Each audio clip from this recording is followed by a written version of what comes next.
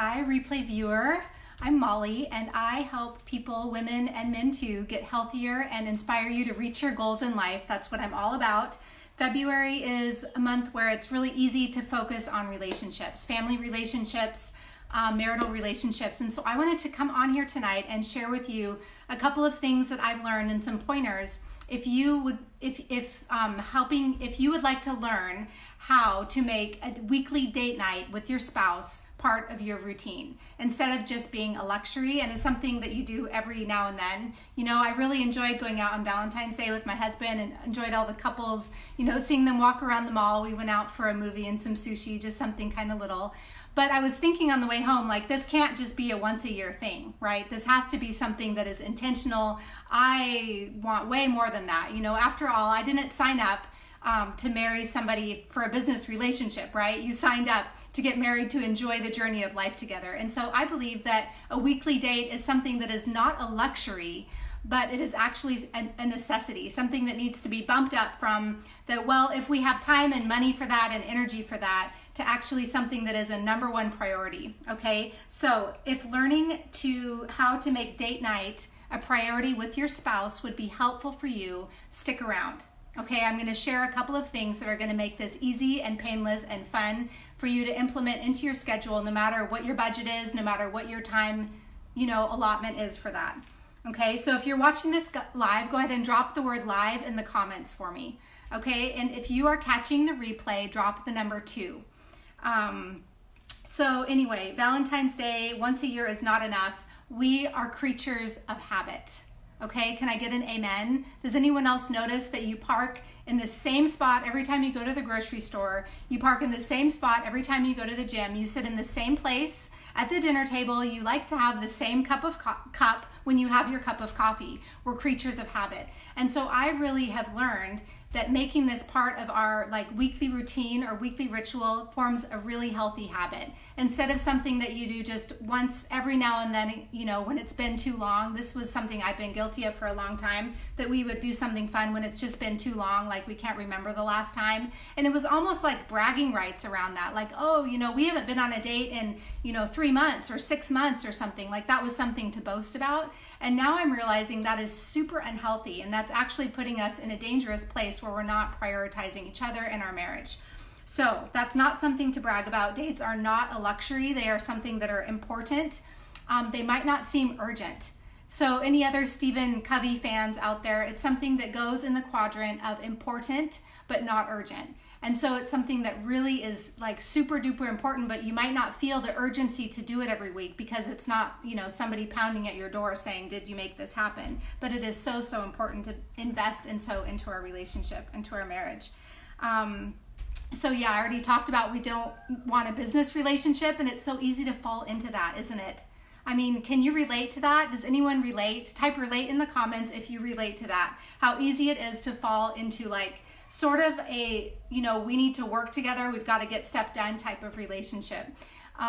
With kids and schedules and extracurricular activities and grocery shopping and maintenance. I mean, you can just go on. And quickly, I feel like, your marriage can just, fall into that rut or that routine.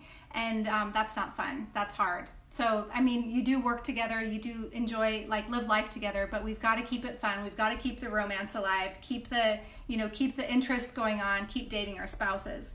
So when my husband and I got married, a little while later, he had to apply for citizenship in the U.S. And so we actually had to prove that we were married, which was really funny. We laughed at this. We're like, okay, what kind of proof do you want here? Really. And so we had to prove, and give I don't know, letters, bank statements, things that from the utility company, pictures, and it just seemed like such a silly thing to us. But really it made me think we are not just doing this, for convenience. We're not just trying to get him a visa. This is a real relationship. And because of that, there are benefits, and you need to enjoy it, right? You want to enjoy that relationship. You're not just signing on to be a partner. Okay, my first tip is to make it a habit. Okay, write that down. Make this a habit. I want to challenge you. If you've been married any number of days, months, years, whatever, and you're not doing this weekly, to start making this a weekly habit. Not something that you do, when there's a little bit left over at the end of the month, not something that you do when you're not totally exhausted on a Friday night, but something that becomes a weekly habit. Okay, my second tip for you. Okay, this might seem obvious, but it is so important. For me, this is probably the thing that actually makes it happen, is to schedule them. Because whatever you write in your calendar, whatever you write in your diary, I've got mine right here. I write things down on a Monday, what's going to happen that week, what's definitely going to happen. I write down, any appointments that I have. I write down the kids' activities, any meetings that need to happen. It goes into this book. And so if you write down your date with your spouse into your book, whether it's your phone, whatever works for you. I do the phone thing, my husband and I, he prefers using his phone for his calendar. I don't, because I don't remember things if I type it in. But if I write it down with my hand in my book, then I'm going to remember it. And so I like to use, an actual diary or a calendar for that. So write it down in there, and then all of a sudden it's there, and you turn the page, whatever day of the week it is, it's Friday, you have an appointment.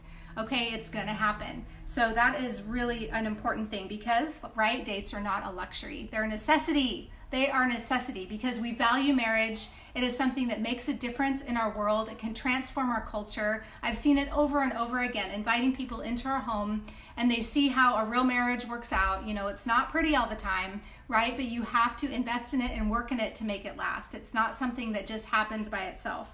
So they are a necessity. And also for me, I listened to a podcast earlier this year by Rachel Hollis. She's somebody, you probably heard of her, but I just tuned in, I guess. I just woke up, and she was talking about what things make you feel like you're living your best life. And for me, having a weekly date is something that makes me feel like I'm living my best life. I mean, can you relate to that?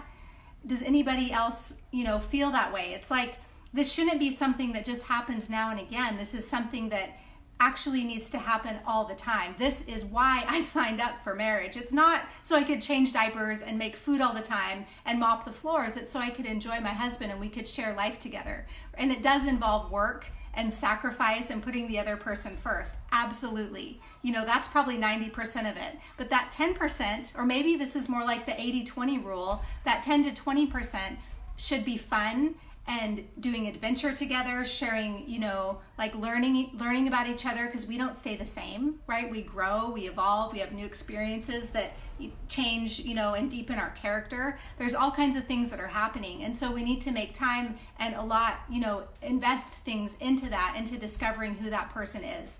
And, okay, so where was I? If it doesn't go on the calendar, it doesn't happen. So write it down in ink. Okay, and then the other thing, it doesn't have to be expensive. So we are sort of edging to the side now where our kids are getting old enough that they can actually babysit, but still I don't want to overwhelm them with doing it all the time. So one thing that I have found that does work, if you can find another family with more or less the same, number of children that you have, you can do babysitting swaps, and this really does work. And so I like to go first, because we've always been the ones that have the bigger families. So I like to go first and do the babysitting first. And then you take turns. And then the next time the other person watches the kids, and then you and your spouse. And then there's no impact on your budget. And it really helps. And so it also relieves that guilt if there's anyone else out there that, sometimes feels like, oh, I don't want them to be a burden, because you're sharing it. So it's really, for me, that really works. I'd love to hear your tips on how to do date night and keeping it within the budget, on keeping it economical, low dollar amount, low rand amount, whatever your budget is. Go on hikes together, go on walks together. I mean, it's totally free. You can pack a sandwich. It doesn't have to be high budget. So this helped me too. This was only going to be a 2-point video, but now I just thought of a third. This helped me to define what a date is. Because it doesn't have to be put my party dress on and go out to, a steak restaurant or something. For me, a date, this is what we decided, is that a date would be anything that we do intentionally alone together. And so it can be, going to the gym. It can be going on a walk after dinner. It can even be sitting outside on your porch or your veranda or your balcony and having a cup of tea or a glass of wine or whatever you like to drink, and just sitting and intentionally connecting with each other after the day is over, after you've been doing your stuff, and you just need to, otherwise, when else are you going to do it? Things pile up. There's a lot of, life is so busy. It's really important to make this a habit. It seems like it could almost be a daily habit. We call it couch time, something we learned from a parenting thing forever ago, where you connect with your spouse every day. So defining what a date is was really helpful. Anything that you're doing intentionally alone together. So in the comments, tell me realistically how often, if you're married, if you're not married and you're watching this video, this is for you too, because you need to know that this is something important for you to do one day when you're at that point, okay? So in the comments, tell me realistically, how often do you go on a proper date with your spouse? I saw somebody comment, I think it was Michael a while back, every Saturday night. That is awesome. Well done. I just want to commend you for that.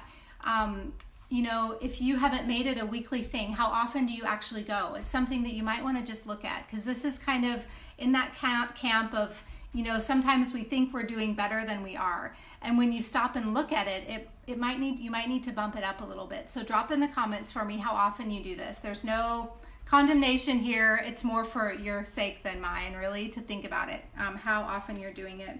And then I want you to, in the comments, tell me how often you would like to. So this is like an as is, right? And then a what if. What if you did it this many times a week, or a month, or if it was weekly, or even, more than weekly. That might not be a bad idea either. So, okay, so as a side note, a lot of couples tell me that they're too tired. Okay, and I'm there sometimes. I've been there a lot of times. We have 6 children. There have been so many years of sleep deprivation. I can't even add them up anymore.